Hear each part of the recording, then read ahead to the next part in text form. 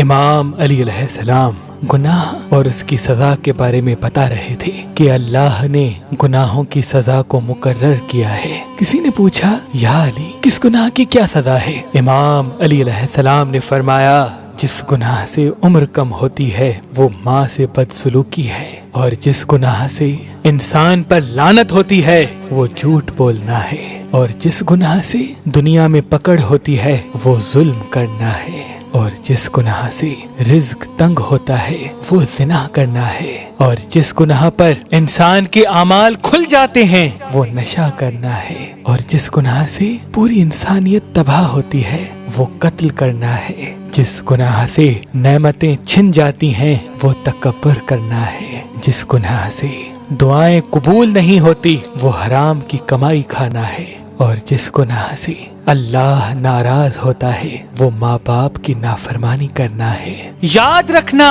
بعض مرتبہ انسان کے مسائل اور پریشانی کا سبب اسی کے کیے گئے گناہ ہوتے ہیں۔ تو وہ کہنے لگا، یا علی، میں اپنے گناہوں کی معافی چاہتا ہوں۔ امام علی علیہ السلام نے فرمایا، اے شخص، آج سے یہ طے کر لو کہ تم گناہ کو انجام نہیں دو گے۔ اللہ اتنا کریم ہے، تمہارے پچھلے گناہ معاف کر دے گا اور تمہاری آنے والی زندگی پر رونق بنا دے گا۔ شادی کے لیے ایک اچھا رشتہ تلاش کرنا آج کے دور میں بہت مشکل ہے، تبھی ہم نے مہربان شادی دفتر قائم کر دیا ہے تاکہ انسان کو بہتر سے بہترین رشتہ مل سکے۔ اگر آپ اپنے لیے یا اپنے عزیز و اقارب میں سے کسی کے لیے ایک اچھا رشتہ چاہتے ہیں تو اللہ کے کرم سے پاکستان سے باہر اور پاکستان میں بھی مختلف مسلک اور مذہب کے رشتے مہربان شادی دفتر کے پاس موجود ہیں۔ تو ابھی ہماری ویب سائٹ مہربان.com پہ آئیں، شادی کا فارم فل کریں اور اپنے لیے ایک اچھا رشتہ حاصل کریں۔ آپ اپنے لیے ایک اچھا رشتہ